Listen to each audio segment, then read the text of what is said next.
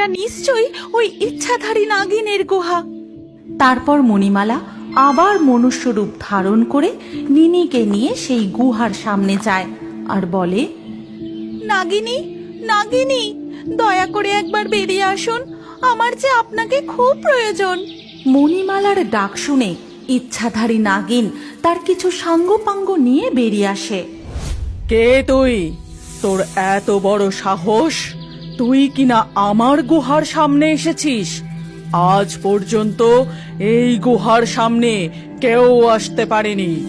আমার যে আপনাকে খুব প্রয়োজন, আপনি দয়া করে আমার মেয়ের শরীর থেকে সমস্ত বীজ তুলে নিয়ে ওকে সুস্থ করে তুলুন। কে তুই? কি তোর আসল পরিচয়? কোনো সাধারণ মানুষ তো এই বিশাল নদীপথ পেরিয়ে এইখানে আসতে পারে না। এখনই তুই তোর আসল রূপে ফিরে আয়। নাগিনের কথা শুনে মণিমালা তার আসল জলপরীর রূপ ধারণ করে এবং নিনিকেও তার মৎস্যকন্যার রূপে নিয়ে আসে।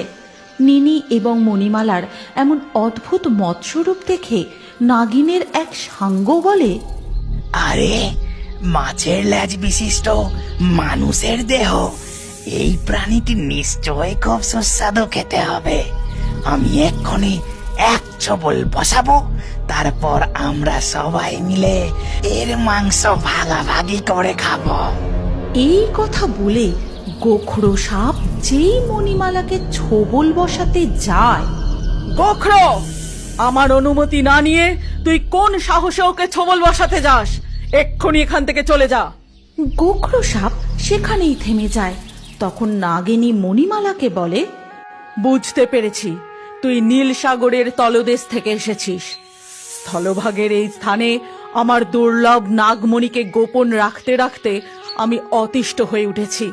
তাই আমি এক সুরক্ষিত সুবিশাল রাজ্য গঠনের জন্য নীল সাগরের জলভাগে কিছু বিষধর সাপ সৈন্যদের পাঠিয়েছিলাম। তাদের মধ্যেই কেউ হয়তো ভুলবশত তোর কন্যাকে ছোবল বসিয়েছে। আমি তোর কন্যার জীবন ফিরিয়ে দিতে পারি, তবে একটা শর্তে। কি শর্ত নাগিনী? আপনি বলুন, আমি আপনার সমস্ত শর্ত মানতে রাজি আছি। আমার সৈন্যরা নীল সাগরের জলদেশের রাজ্য গঠনে সক্ষম হয়ে উঠছে না। স্থলভাগের জীব হয়ে জলভাগে তাদের শক্তি অনেকটাই কমে যাচ্ছে। নীল সাগরের উত্তর দিকের সুবিশাল জলভাগ ফাঁকা পড়ে আছে। আমি চাই ওই অংশে আমার জন্য একটা রাজ্য গড়ে দেওয়া হোক। তাই হবে নাগিনী, আমি জলরাজ্যে ফিরে গিয়ে সমস্ত ব্যবস্থা করে দেব।